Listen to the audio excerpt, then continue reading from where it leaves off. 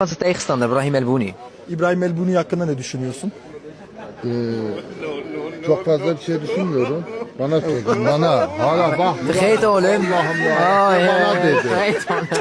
Tövbe estağfurullah. Ya ona de. Ve ben konuşuyorum. Mikrofonu buna tutmuş.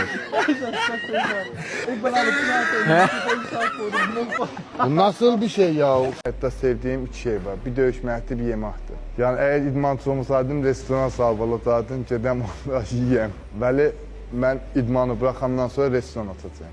Yəni pul qazanmaq üçün istəmirəm. Özüm yeyib yiyəm. Yeməyi çox xoşlayıram. Məsələ belə deyək, siz acıqdığınız zaman yeyirsiniz də. Yiyəndən sonra acıqmısınız ki? Amma mən yeyə də acıqıram.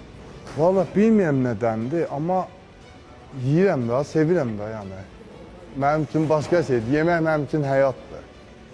Məsələn, dünən irəli gündür, yoldaşımı toya çağırmışlar, xanım toydu, mən də getməmişdim, evdəydim. Yoldaşım mənə zəng elədi, dedi, gəl məni apar da, toy qutardı. Dedi, mən uşaqlara deyim, maşına bilən gətirsinlər də. Hə, dedi, yaxşı.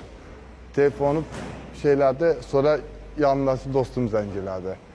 Bəhram, deyirəm mən, qaqa, haradasan? Deyirəm, heç nə, evdəyim, və gəlmirsən toya. Dedi, mən yox, evdə dincələm, istirahat edirəm. Dedi, neyi xanım da cəb aparmırsan? Dedim, yox, onun maşına qoyaq səndə, qaqa, deyirəm mən, deyirsən nə var, deyim nə var?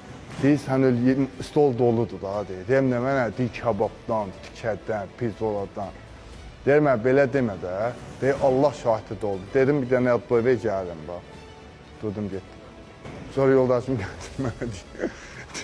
Mənə görə gəlmədin, kababa görə gəldin. Birinci round nakavt edeceğim. Olmazsa ikinci round, olmazsa üçüncü round, olmazsa dördüncü round, olmazsa beşinci round. Arkadaş siz de takmışsınız 5 rounda ha. Her şeyi anlatak mı burada arkadaş? Linkte göreceğiz. You're not the biggest in the 8-man. What can you tell the people that's going to happen tomorrow?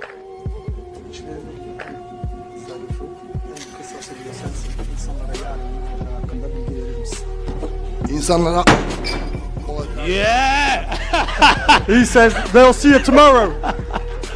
Kilomun az olmasına bakmayarak elimden geleni ortaya koyacağım.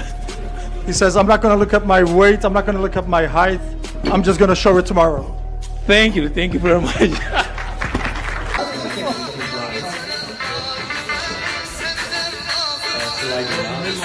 Sen okudun ha? Ben de oynayacağım. Qan töhməyi sevməni, amma məsələ vətən olsa dünyanın şah damarını kəsərik.